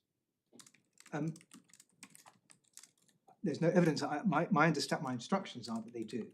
I've no knowledge or instructions or evidence about the grandparents. Isn't this all matters that was open to you to deal with evidence if this was going to be a major plank of litigation? Well, what we say, with respect, it must be obvious that when you've got two parents for immediate custodial sentences for both, it will inevitably have a significant impact on children on that age. It's going to depend, isn't it? Lord, It's going to depend on the circumstances. As my lord said, perhaps they both go to boarding school. Maybe not the 5-year-old, but the other two are old enough that they could. Lord, I have no evidence to that effect. I have no understanding of that effect. But I take your lordship's points, of course. We simply say that in the mix of things which the judge had to consider, in terms of the question of immediate or suspended, it's a further factor which we say the judge gave, to which she gave insufficient weight. Right. Well, that's my Okay. fifth point. The sixth point is what we say is the unprincipled rejection of the first defendant's explanation as to the admitted contempt. Well, perhaps I can take this relatively quickly. In terms of the explanation, that appears in Mr. Ouajjou's witness statement at it's a supplemental bundle, page 250.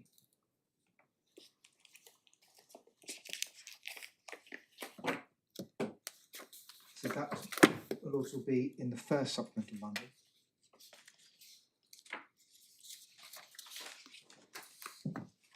Yes. And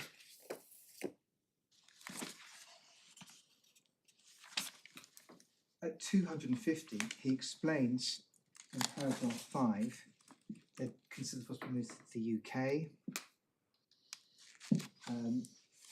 I see at paragraph 5 he was spending less than 183 days a year in Spain. So Yes.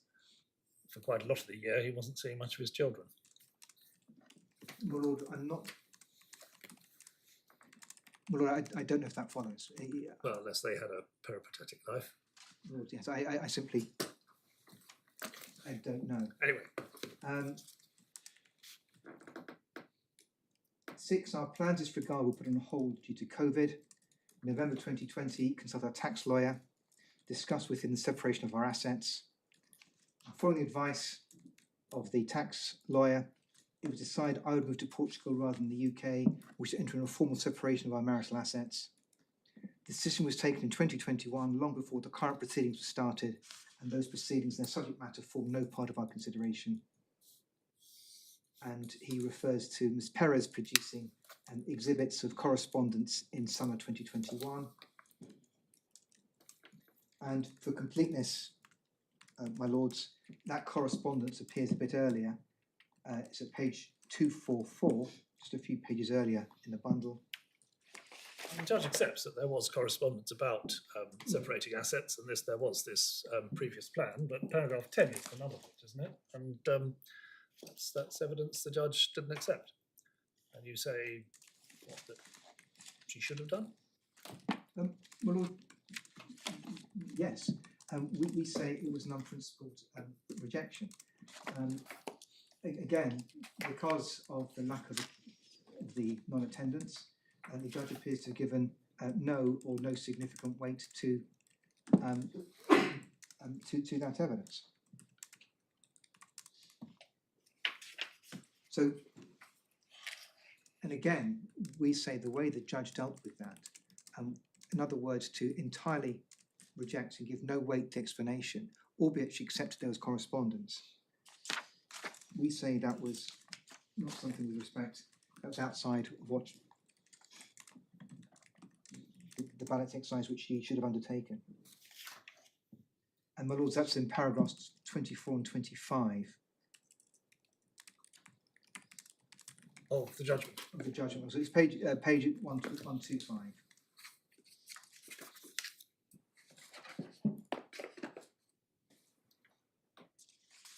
But I don't understand why. I mean, he had English lawyers who, without going into privilege, we can reasonably assume gave him some advice about what the freezing order meant and what he could and couldn't do, and he's not willing to come and be cross-examined. My lord, we accept both of those things, but it's also in the context of the separation of their assets and the transfer of the property from their joint names to his name.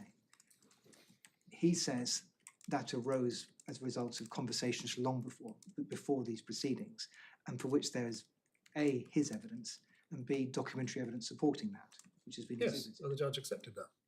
Lord, yes, but she nevertheless has given his explanation as being incredible. So she rejected his position. And Lord, this is fundamental to why Mr. Ouajjou he accepts the breach, but says it wasn't a deliberate flouting of the order. Right. It was pursuant to a plan which was already in place, which he didn't appreciate would be in breach. Yep. Well, to point 7 and 8, I can take together. These are failure to differentiate between the positions of the two defendants and what we say are inconsistent or non-commensurate sentences. Your Lordships will appreciate that in terms of the 4 contempts which are before the court, in terms of stage 1 was the transfer of the property from jointly to Miss Perez alone. In relation to that, that's the sole breach by Mr. Ouajjou, his transfer. In terms of Miss Perez, her 3 breaches, the first in time was her accepting that, therefore assisting Mr. Ouajjou's breach. The second was her then transferring on to the independent third party, the most serious one. And thirdly, there was the spending in excess of the limit. But in terms of Mr. Ouajjou, the sole breach was him transferring from them jointly to Miss Perez alone. There was no contempt charge, or there's no suggestion of there being some bigger picture, some bigger conspiracy. So, my lords, if I can put it this way, the original sale from the 2 of them to Miss Perez alone took place in the spring.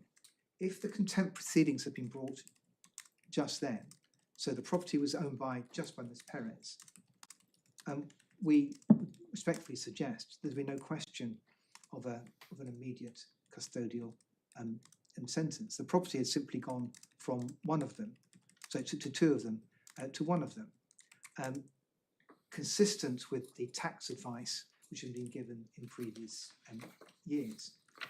Nevertheless, the judge imposed 9 months immediate in relation to Mr. Ouajjou. Now, You've said, I think, that it is unrealistic to look at the matter in that way because this was essentially the first step in the disposal of the flat to the third party, or first step in the sale of the flat. Is that wrong? Was she not entitled to say that? Well, yes, we say she was wrong.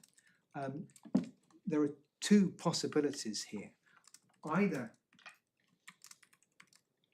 the judge effectively, we say the correct approach is the only contempt charge against Mr. Ouajjou was that first sale. If there was a suggestion, going to be a case against him, that it was part of a bigger picture, that would effectively be he assisted in the sale on to the third party. It was part of some conspiracy or bigger picture. There was no such contempt charge. So, my lord, either the judge wrongly, effectively sentenced Mr. Ouajjou for a contempt charge which was not before him, i.e. conspiring in the bigger picture, or if she only truly sentenced him in relation to the transfer from the 2 of them to one of them, we say that's disproportionate and excessive. Well, we know what the contempt was. That was transferring the property in breach of the order. Lord, yes. So then the question is, well, how serious a breach is it? And she's entitled to look at she's entitled to put it in its context, is she? Isn't she? She doesn't have to, she's not limited to consider by the fact that there's no greater conspiracy charge. And it's not quite clear how it would be framed, but she's certainly taken into account her view that this was the first step.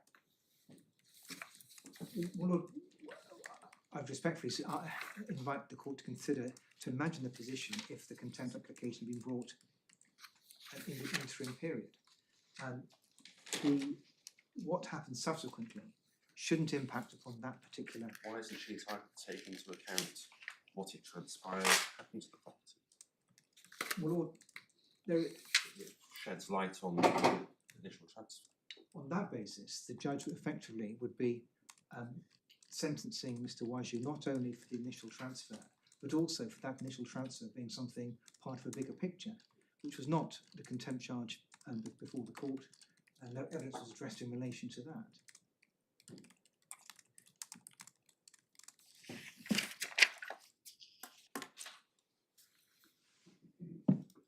So, my lords, we say the judge was either wrong to effectively consider the contempt as part of a wider scheme, though that wasn't the contempt before the court, or if she didn't, it was wholly disproportionate and harsh to give Mr. Ouajjou, to sentence him to 9 months immediate for the limited transfer from the two of them to the one of them.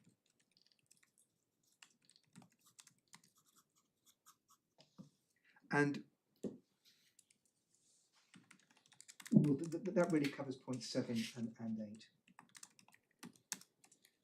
8. Point 9 is, we say in general terms, the sentences were excessive. We say in particular, but only in particular, in terms of the third count as against Ms. Perez for breach of the spending limit. As your lordships have observed, in fact, it was a breach. She was supposed to be spending no more than €2,000 a week, and she spent a bit over. Mr. Ouajjou was spending a bit less, and they explained the fact that the way their expenses work is that they it varies as between them. And indeed, But you accepted at the outset that a custodial sentence was justified. but my lord, yes. But in terms of a suspension, we say that the idea of an immediate custodial sentence for a relatively minor expenditure in excess of the spending limit, particularly in circumstances where the combined expenditure of the family was less, we say the immediate sentence of 3 months was hard. But that doesn't really work, does it? Because the question is whether the total sentence should be suspended. You can't focus on just that one element, because if that had been on its own, it might have been suspended, but there's no point in suspending it if you're not suspending the total sentence. My lord, I accept that, but nevertheless the judge made it clear that she was getting an immediate sentence for that. Well, she said if it had stood alone, she would have suspended. But I mean, you can't impose a sentence which combines My lord, I accept that. immediate and and suspension. It just can't be done. Well, I accept that. You might have it. You might make a point, but as I understand it, you're not making it that that sentence does not merit a custodial sentence at all. But as I understand it, you don't say that, or do you? But I mean, if you do, it won't affect necessarily the overall sentence. Well, what we do say that's harsh, and that's indicative of the other sentences. The fact that we say that 3 months custodial sentence for that relatively minor breach is harsh. Now that in itself doesn't assist, I accept, but we say that's indicative of the other 2 sentences, in particular the 9 months and the 6 months. So this is now the other part of my submission. My primary submission is that the sentences should be suspended, not immediate. But in terms of the sentences, we say nevertheless they were harsh in terms of their length. The headline sentences being 9 months in each case. And I started merely with the expenditure by showing we say that's an excessive sentence. That's indicative of how the judge treated this with respect. If we're looking here at effectively totality, it's quite common for straightforward breaches of a freezing order, transferring assets away, in breach of an order, to result in a 2-year sentence. You see 2-year sentences all the time. The judge here hasn't done that. She has only imposed 9 months, no doubt because of many of the factors that you referred to. Where there is up to 2-year sentence, why is 9 months for these flagrant breaches excessive? My lord, given all the circumstances which we've said, we would certainly say this is far less than the 2-year maximum. but this is excessive in any event. And as I use the expenditure breach as indicative. I totally agree. If it had been 2 years in this case, one would have said that's excessive. But she's reduced it to 9 months. Well, Lord, there's nothing much more I can say as say what I put in my skeleton argument. That if one looks at things as a whole, even with the 2-year maximum, 9 months is still excessive for the various reasons set out. Well, the final point is my sort of overall overarching submission and the failure to suspend. And this is the key part of this appeal, as opposed to the length of sentences. And your lordships will be familiar with the various authorities and the various matters. And simply here, I invite the court to consider various points. We say some of the points are free standing. So, for example, the judge's rejection of the defendant's evidence because of what she describes their deliberate absenting. The points in terms of the inability to purge and the fact of no material loss. The points about contrition, these are freestanding points. The other points we accept are merely factors. So, for example, the children and the sentencing policies. But, my lord, we say that if one just steps back, which is what the judge had to do, we accept custodial, but for this to be an immediate sentence, we say that is simply outside the range of what the judge should and could have should have ordered. If one takes these things as a whole. Well, that's run through our 10 key points. Unless I can assist you further, those are the submissions on behalf of the defendants. No? All right. Well, we're going to rise for a moment to see where we are. All rise, if you know.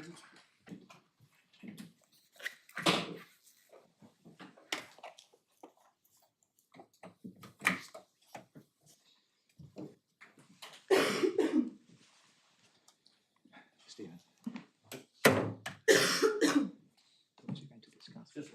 Just to let you know, the live streaming on keep running because they're only just adjourned for a moment.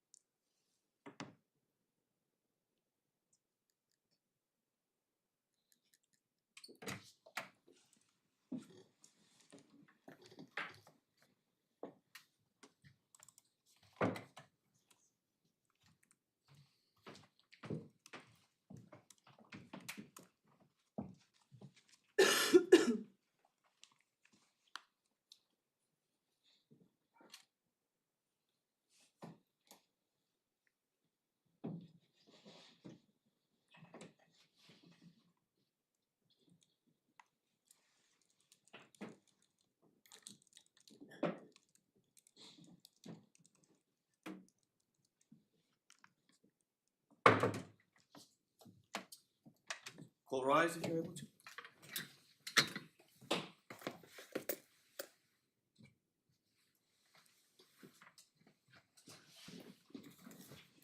Mr. Collier, what we would like to hear from you is what the evidence was as to the transfer from D1 to D2 being part of a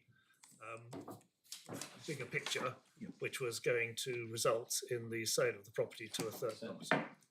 Can I take you to page 245 in what I think will be the second supplemental bundle?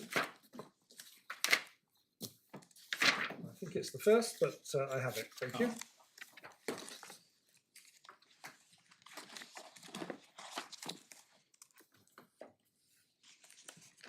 So this is a document that was disclosed by the defendants,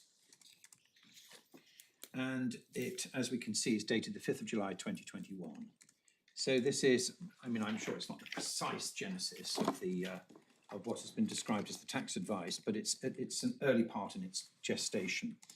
And can I take you, please, to page 245, as I've said. Now, the black in this, so that your lordships understand, so far as I can see, comes from Yasmin. That's D2, using her maiden or another name, Yasmin Al Sahoud, and she's obviously quite sophisticated, as we know, and she's asking questions of this particular advisor, the Spanish lawyer. And it culminates in the email being returned with his responses in red. And we can see, in short, I think the best option is the following. Number one, Kareem moves to Portugal as soon as possible. Number two, you and Kareem enter into an agreement so that Kareem will be entitled as far as possible to assets and rights that are not located in Spain. You would be awarded your current home in Madrid. Three, when the time comes, you sell the current property in Madrid and reinvest the price obtained in the purchase of the new property, applying the reinvestment exemption. And then please tell me if I can get in touch, etc., etc. So we know that the sale of the property by transferring property that's jointly held into the name of the person who's going to remain in Spain, which is Yasmin D2, was something that was being mooted as far back as July 2021. And that, in the event, is what was put into effect and put into operation. The only problem being that the material steps that were taken after the freezing injunction was in place. So to suggest that the learned judge, who is actually quite, if I may put it this way, experienced in this area, I mean, this is not the first contempt reported case that this judge has actually been in, that somehow or other had to sit in a vacuum and just consider the transfer from A to B and not the purpose of the transfer or why the transfer was occurring or the factual matrix within which it sat is, in my submission, unreal. But in fact, it would have opened the judge to criticism. The judge is required to take into account the circumstances under which the admitted breach actually occurred. What we also know is that without the breach in the constituted by the first transfer, the later breach couldn't have taken place. So this is a case where B really does follow A. There is no doubt about that. Now, my lord, just so you have some, there's a chronology that's in the bundle. Your lordships may have seen that. But the point I'm making here, and this is in my submission sufficient evidence to answer the point and address the question that my Lord Justice Mayles raised of me. So this is back in July 2021. We know from her own evidence that what thereafter happened, she's not specific as to dates, but she being D2, started marketing the property. That's not in dispute. And in fact, eventually identified the purchasers who ultimately purchased. But the first pass over the territory by those purchasers was not successful. And that, we think, and this is as far as her evidence goes, was because they couldn't quite fund it themselves. They were dependent on a sale of their own property. Now, WFO, Lord, as we know, we have on the 18th of March 2022. Return date 31st of March. It's on the 4th of April, and this is D2's evidence, that she had contact with the purchasers for the purposes of selling the property, but as solely owned by her. So in other words, the scheme that's been identified at page 245 is going to be put into effect. She is marketing the property. She meets with potential purchasers. This is on the 4th of April. The property was already on the market prior to the WFO, according to her. Those potential purchasers are interested. And again, my lord, none of this is in dispute. And so what happens is... So just give me the reference to where you're getting all this from. It's her first... my lord, yes, this is her 4th and her 5th witness statement. I'm sorry, my lord, I haven't. It's all right. Because this has taken me slightly out of turn, for which I apologise to your lordship. I haven't quite identified each of the precise passages. Yeah. Yes. So page 52 in the supplemental bundle. This is in the 4th witness statement. She also deals with it further in her 5th witness statement. And also, I'm lifting items out of the chronology, which is in the core bundle. And what I'm doing is I'm putting these together. So the post-nuptial agreement between her, so between D1 and D2, is in April 2022. So just pausing, what happens? They get the advice. The advice is going to require, if they put into effect the scheme, as I will call it, it's going to require a D1 divesting himself of his interest in the Spanish property. He will go to Portugal. The property in Spain, then pursuant to this scheme, being held solely legally beneficiary by D2, is then sold, and the proceeds are then invested in some other tax efficient scheme. So that's the nub of the plan. So they put it into operation. And as D2 starts marketing the property, as I've indicated, she makes contact with the purchasers or purchasers make contact with her on the 4th of April. So they then take the next step, which is the agreement that transfers the interest of D1 in the property to her, to D2. That's in April 2022, but the transfer is the 10th of June. On the 22nd of September, she accepts the offer. Similar, this is a combination of the chronology and her 4th witness statement.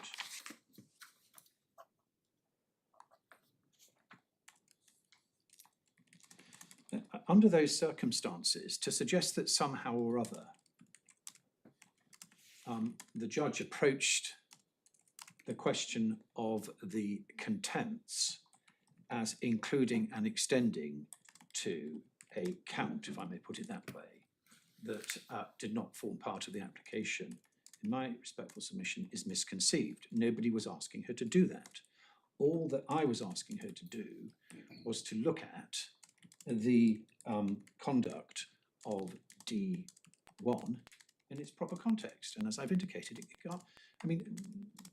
the world is not a vacuum. It's not just nature that abhors a vacuum, so does the law. And the fact is that these were the facts that gave rise to, using the criminal language, the actus reus.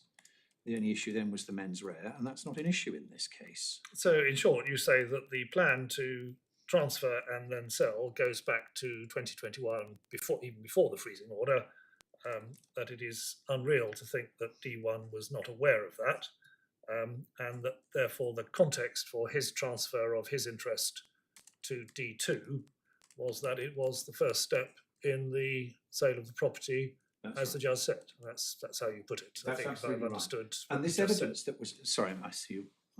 Sorry, I didn't know if your lordship had a question for me. I'm very sorry. And in this context, I mean, the judge can hardly be criticised for taking, as she did at face value, the account that was being put forward in relation to this scheme. Because after all, the position in effect of both of the defendants was that we were just carrying out something that was otherwise unobjectionable, and we didn't realise that in continuing to do so, we'd be in breach of the freezing injunction. Their evidence obviously is not satisfactory in relation to that. The judge didn't accept that aspect of it. But why should the judge not, I ask rhetorically, take into account the materials that they put forward, they choose to put forward, they exhibit to their witness statement to make good that explanation? Because of course, if they'd done nothing, one of the things that I would have been saying is, well, this is all smoke and mirrors. Where is the evidence in relation to the tax advice and such like?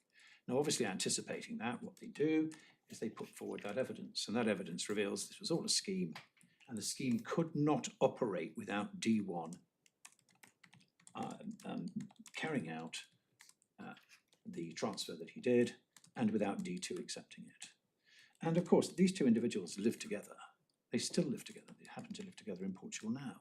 In fact, what they've done is they put the scheme into operation, but the proceeds have been frozen somewhere now that we've actually caught up with them, having found out what was actually going on. But my lord, there is corroborative evidence as well that indicates that this was a scheme involving both of them. And this has been slightly skimmed over by my learned friend and perhaps has not been teased out in the chronology. But you will have seen from Ms. Spencer's first affidavit that up until August 2023, both of these defendants were still giving the address of the property as their residential address. And they did that in their witness statements. That's the address that's given in their witness statements. That tells us, of course, that their lawyers at the time, Keystone, can't have had any idea as to what had gone on and these particular transfers.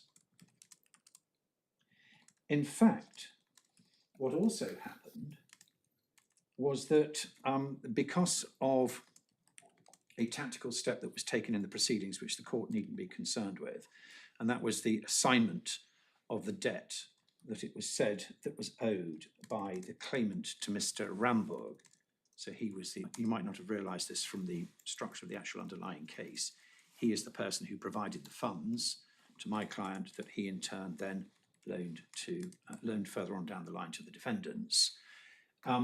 What was said was, and this again is dealt with by Ms. Spencer, is that, well, you no longer need to have a freezing injunction against D2. And here is a draft freezing injunction that reflects that. This was in December of 2023. Sorry, 23rd of December 2022. And the draft freezing injunction that was annexed to that still showed the property as being one of the assets of D1. So that's after all these transactions have taken place and completed. So what does the court take from that? The court takes from that that D1 was actively hiding what his role was. Why would he be doing that? I ask rhetorically, and of course I would have been asking him questions about this had he attended and had he gone into the witness box. What was he doing, hiding the position so long after the event, if in fact that which he is admitting to was, as he would have it, we don't agree with this, but as he would have it, relatively innocuous transfer, simply carrying out tax advice that had been given many, many months earlier. In my respectful submission, it is nonsense. And the judge was right to be sceptical. She didn't obviously use my robust language, but she was right to be sceptical of the explanations that were put forward. So that is what I submit in relation to your lordship, Lord Justice Mayor's question. Okay, thank you very much. Do you want to say anything about that, Mr. Pickering? Well, very briefly, everything my learned friend has said merely reinforces my point. As I had indicated, long before the proceedings had begun, the defendants had taken tax advice as to a legitimate scheme which involved the transfer of the Madrid property from the two of them to her alone. And we've seen documentary evidence which supports that.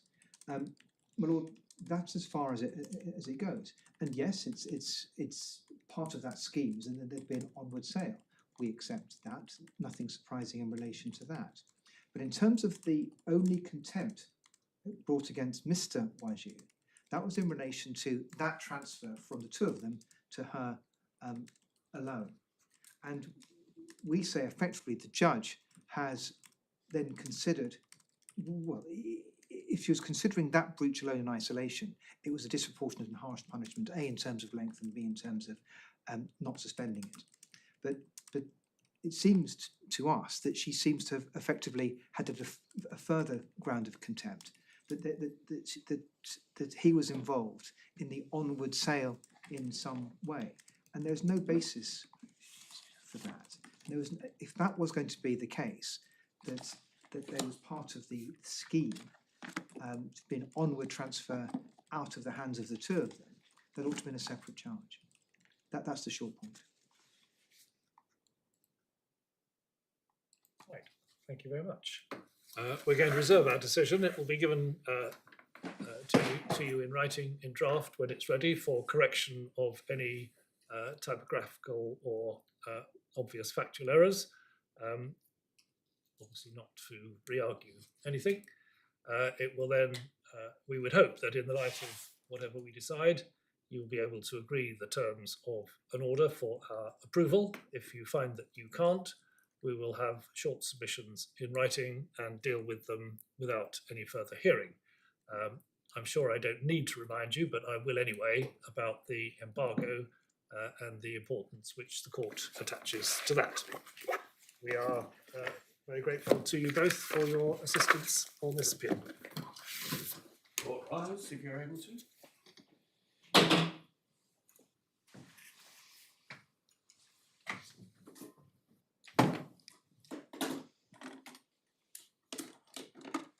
Just a gentle reminder, live streaming is running.